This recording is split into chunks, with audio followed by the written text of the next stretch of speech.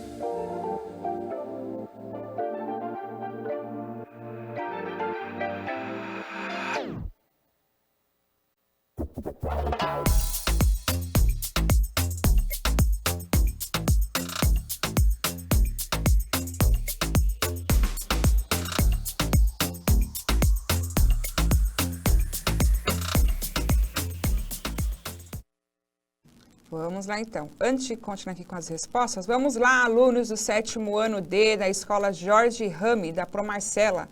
Atendam aí ao pedido dela, assistam às aulas. Vamos lá, então. O Lucas, da Pro Sirlene. Sim, ajudar. Depois aqui a Pro Alvira colocou assim, o normal é sim, ajudar. Depende do dia, das circunstâncias, etc. O Eduardo, da Pro Sueli.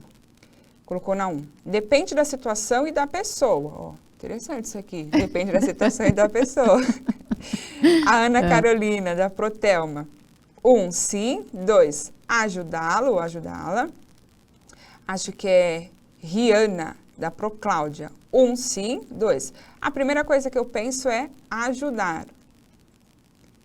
Vamos ver aqui a Marcia. Eu vou falar um que eu achei engraçado aqui. Tá. Eu até entendi o que ele quis dizer, mas ele colocou, o Denzel da Protelma colocou assim, ó, vocês vão ajudá-lo em qualquer situação, vocês. Sim. Boa, Vamos boa. lá. Deixa eu ver aqui, ó. A Eduarda da Pro Rita. Sim. Perguntar o que aconteceu para poder ajudar. Legal. Bom.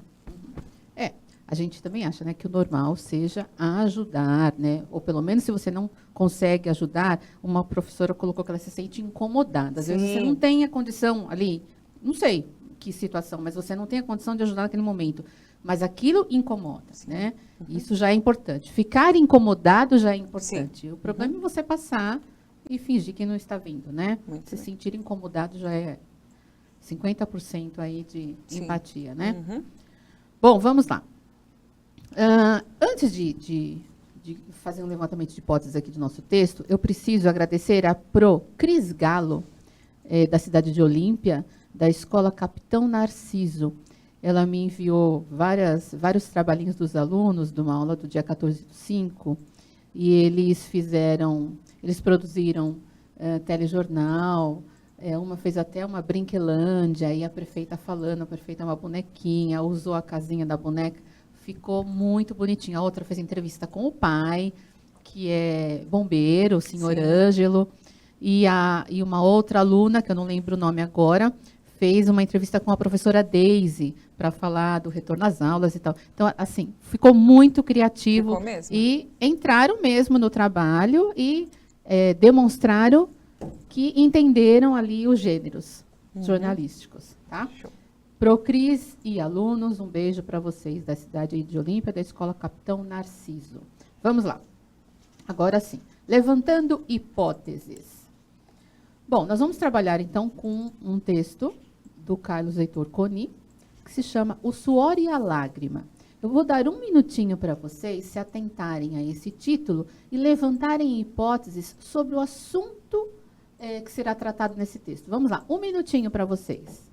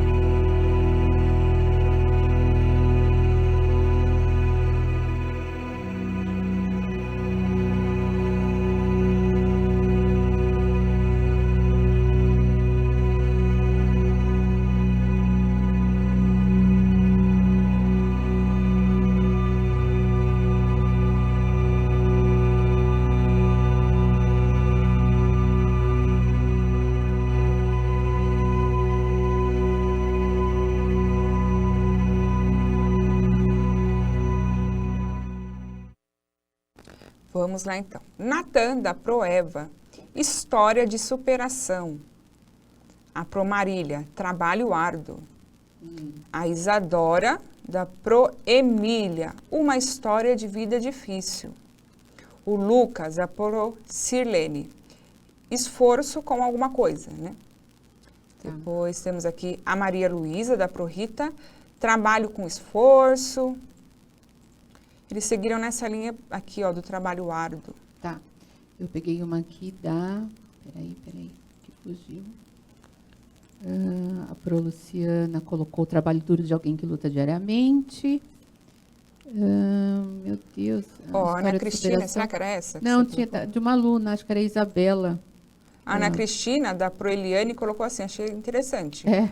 Um conto de muito desespero e caos. É. Legal. Acho que é a da Isadora da Procláudia. Ela colocou uma pessoa trabalhadora. Muito bom. Luta e decepção, o professor Nuno colocou. E o professor Nuno também acho que colocou lá em cima. Desgaste social. Vai por aí. Trabalho sobre exploração. Mais ou menos. Vamos, eu não vou falar, vai. Vamos ler aí o texto, vamos lá. Próximo slide. Ó, Suor e a Lágrima, de Carlos Heitor Coni. Fazia calor no Rio, 40 graus e qualquer coisa. Quase 41. No dia seguinte, os jornais diriam que fora o dia mais quente deste verão que inaugura o século e o milênio. Cheguei ao Santos Dumont, o voo estava atrasado. Decidi engraxar os sapatos. Pelo menos aqui no Rio são raros esses engraxates. Só existem nos aeroportos e em poucos lugares avulsos. Sentei-me naquela espécie de cadeira canônica, de couro de abadia pobre, que também pode parecer o trono de um rei desolado, de um reino desolante. O engraxate era gordo e estava com calor, o que me pareceu óbvio. Elogiou meu sapato, cromo italiano, fabricante ilustre, os Rossetti. Uso pouco, em parte, para poupá-lo. Em parte porque, quando posso, estou sempre de tênis. Ofereceu-me o jornal que eu já havia lido e começou seu ofício. Meio careca, o suor encharcou-lhe a testa e a calva. Pegou aquele paninho que dá brilho final nos sapatos e com ele enxugou o próprio suor, desculpa, que era abundante. Com o mesmo pano, executou com maestria aqueles movimentos rápidos em torno da biqueira, mas a todo instante o usava para enxugar-se. Caso contrário, o suor inundaria o meu cromo italiano. E foi assim que a testa e a calva do valente filho do povo ficaram manchadas de graxa e o meu sapato adquiriu um brilho de espelho à custa do suor alheio. Nunca tive sapatos tão brilhantes, tão dignamente suados. Na hora de pagar, alegando não ter nota menor, deixei-lhe um troco generoso. Ele me olhou espantado, retribuiu a gorjeta, me desejando em dobro tudo o que eu viesse a precisar no resto dos meus dias. Saí daquela cadeira com um baita sentimento de culpa. Que diabo, meus sapatos não estavam tão sujos assim. Por 45 míseros tostões, fizeram um filho do povo suar para ganhar seu pão. Olhei meus sapatos e tive vergonha daquele brilho humano salgado como lágrimas. Forte, né, Helena? Nossa, muito. Forte, né? O que eles estão falando? Tem algum comentário que a gente possa acrescentar antes de ir para as questões? Bastante forte, né? Muito. A Arissa da ProSilvia colocou assim: trabalho que dava muito esforço. E depois de tanto esforço, ficou tão feliz que chorou de... Foi assim que eu imaginei. Bonitinha, né? Bonitinha. A Pro Alvira colocou, puxa, que texto. Ótimo. Né? Ainda ela colocou, olha só, daquele jeito que a gente fala, hein? Em letras maiúsculas, estendeu o A para mostrar, ao mesmo tempo que ela deve ter ficado sensibilizada e também indignada aí nessa questão social que o professor Nuno já fez um comentário. Sim, eu lembrei daquele, é um poema, não é? O Açúcar. O Açúcar que adoça o meu café, se não me engano, ele está num bairro do Rio também, bem elitizado, e ele faz esse processo da situação que ele está ali, uma situação diferenciada da grande parcela da população. Ele faz a gente imaginar todo o trajeto que esse açúcar faz, desde lá dos canaviais, o trabalhador, e como para ele é muito simples esse açúcar, mas quem produz, né, que é o mão na massa. É bem faz legal. A diferença. Eu até trouxe um outro, eu não vou ler, só vou falar do comecinho. Mas eu vou ler a hora que tem uma questão aí, que a gente vai falar sobre ela, e aí eu vou ler um outro que se chama Notícia de Jornal, que vocês também devem conhecer. Então, também traz essa questão aí da desigualdade social, né, entre outras coisas. Então, vamos lá. Primeira questão. Que acontecimento comum leva o narrador à reflexão que dá origem à crônica O Suor e a Lágrima? Então, qual foi o acontecimento comum que originou toda essa reflexão aí, né? E a segunda, quanto ao foco narrativo, aí já é um elemento da narrativa, hein? A crônica O Suor e a Lágrima apresenta um narrador observador, porque narra em terceira pessoa, não participa da história, ou um narrador personagem, porque narra em primeira pessoa e participa da história? Vamos lá? Acho que 1 minutinho e meio dá para vocês responderem essas duas. Pode ir.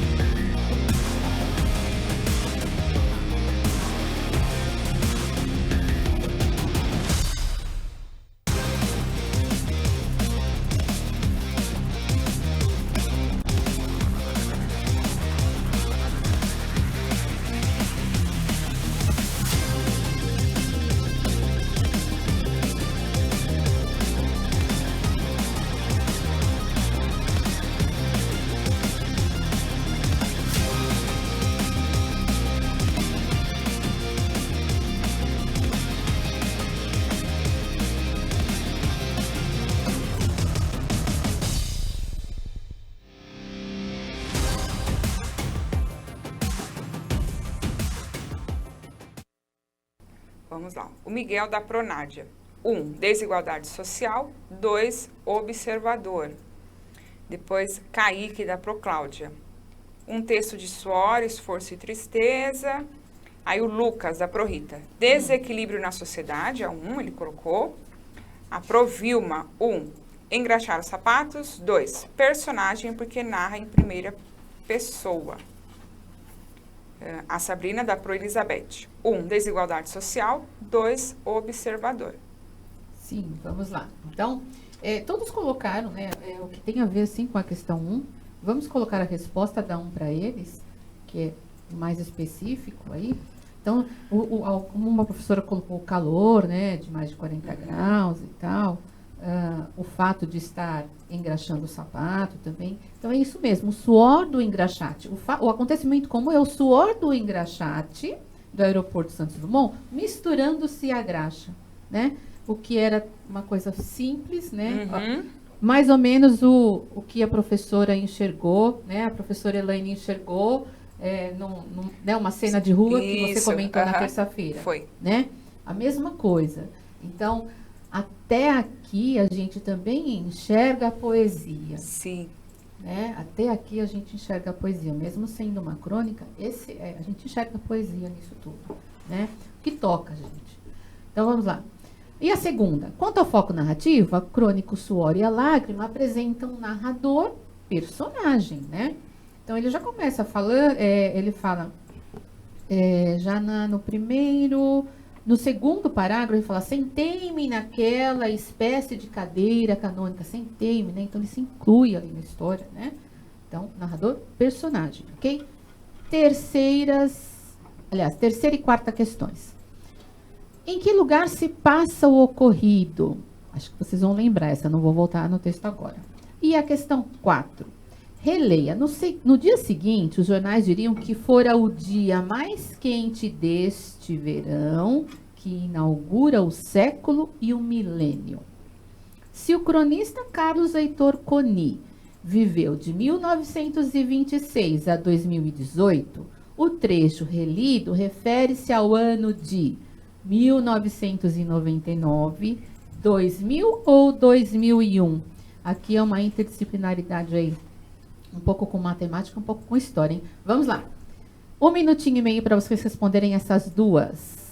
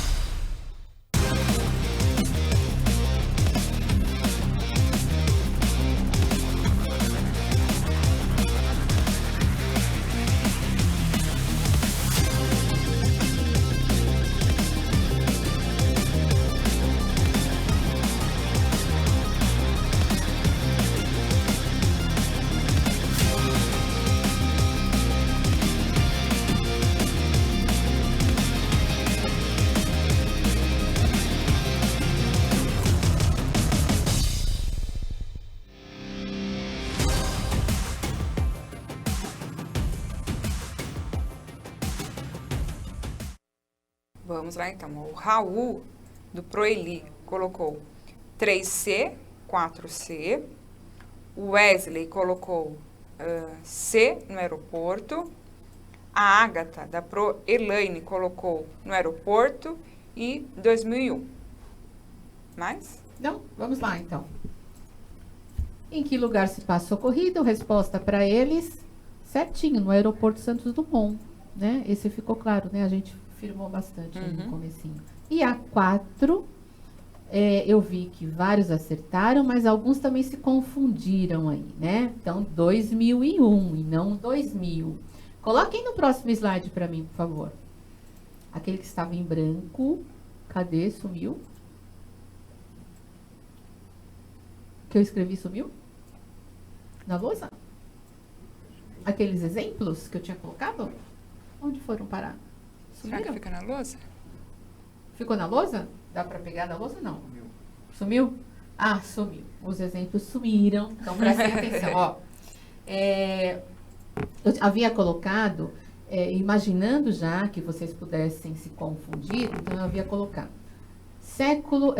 ano de 2000, quando termina em 2 zeros, o que a gente faz? Só separa os primeiros números, aquele é o século. Então, século 2000, separou, então fica século 20. Né? Separa os 2 números, século 20. O outro que eu coloquei era 1832, né?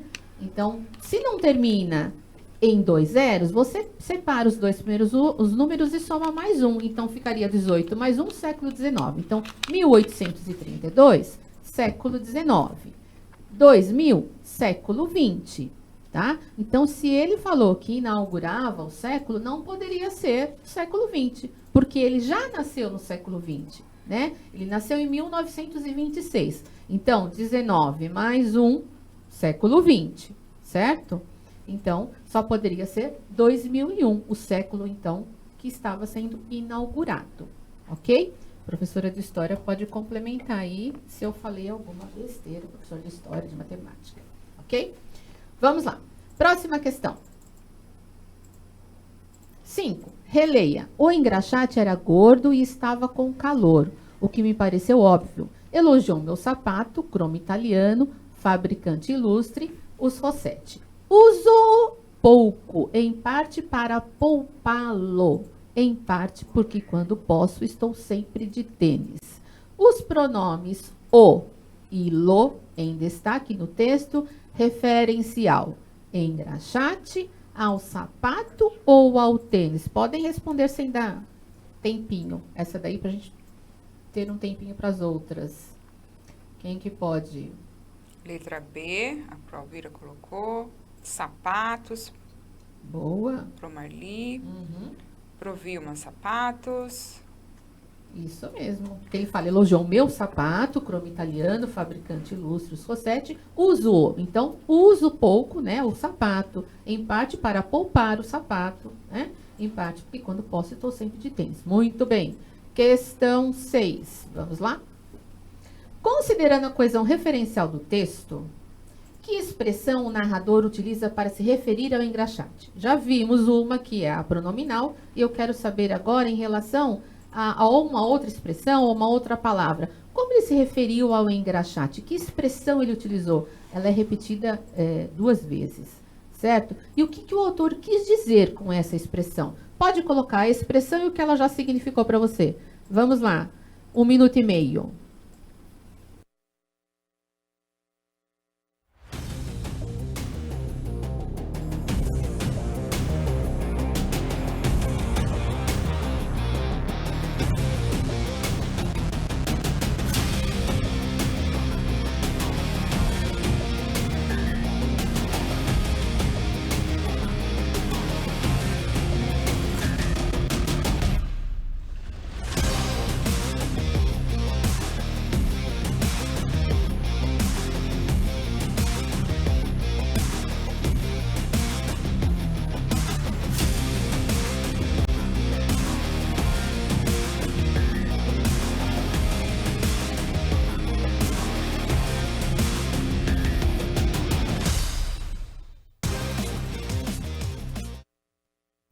Olha, precisamos até voltar antes do tempo, porque nosso tempo está acabando.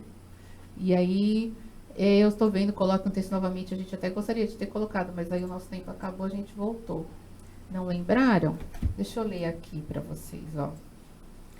Um trechinho que ele fala. Peraí. Aqui, ó. E foi assim que a testa e a calva do valente filho do povo ficaram manchadas de graxa, e o meu sapato adquiriu um brilho de espelho à custa do suor alheio, tá? Então, a expressão filho do povo, ok?